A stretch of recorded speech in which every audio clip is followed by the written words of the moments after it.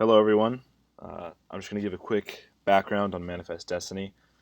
So, to start off, this is the spirit of America. This painting itself is kind of um, the the front page, if we will, the image that everybody sees when they think about Manifest Destiny. This is the spirit of America here with the Bible in her hand, um, and she is heading west, as you can see, um, into the darkness, I guess, from the light and into the less developed world. And with her, you can see farmers and agriculturists and settlers and prospectors.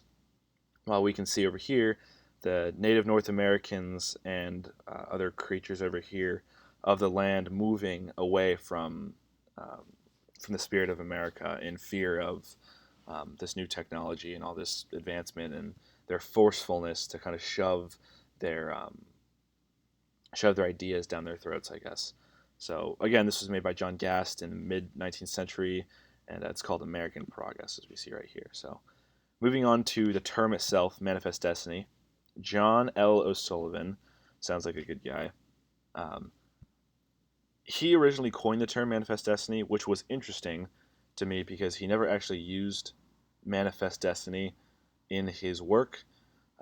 As you can see, he used Manifest here, but only that one time, and Destiny was not after it. So um, it kind of just came up after his article and column that he wrote in 1839. So moving on, um, here's another painting that is way too big. So here's another painting just to kind of symbolize that, again, they're looking left on what you and I see, but that's also a symbol of them looking westward. So I guess you could say that all of the pictures of Manifest Destiny were painted from the perspective of the South. So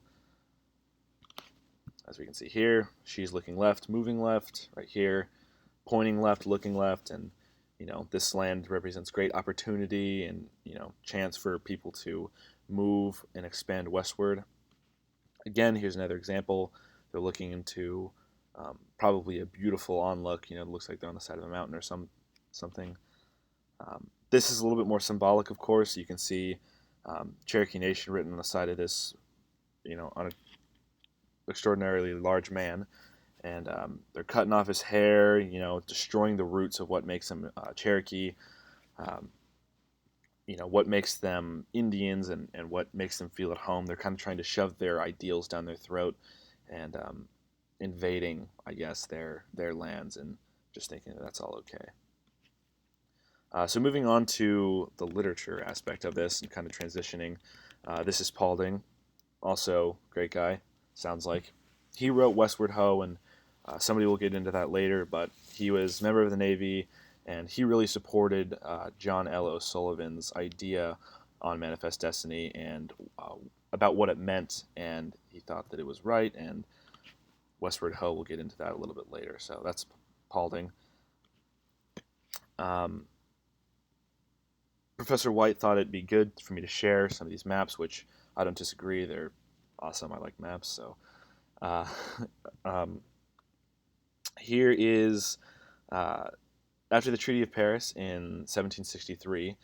We can see all the British colonies in that orange territory here, and then England kind of owns all of this back here. So also you can't really tell the difference between England and Western colonies, but we obviously see that this is Spain over here. England is all kind of up here, and then the Western claims is all Virginia, Virginia and Connecticut, Virginia, Mass, etc., etc. Then moving forward a little bit, 1763 to 1775, we can see that still um, colony territory is over here, and they've kind of moved south just a little bit and probably a couple miles west, but still nothing great. They kind of set up some camps um, that have been, as you can see, territory ceded to Britain in the Treaty of Paris, 1763. Still Spanish Louisiana over here.